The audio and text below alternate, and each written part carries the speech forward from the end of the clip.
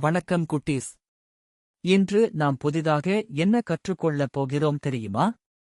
வானத்தில் பிரகாசமாக ஒளிரும் சூரியன் உண்மையில் என்ன என்று பார்ப்போமா? சூரியன் ஒரு பெரிய நெருப்புப் பந்து போன்றது. அதுதானே ஒளியையும் வெப்பத்தையும் உருவாக்குகிறது. சூரியன் நம் பூமியை விட 109 மடங்கு பெரியது.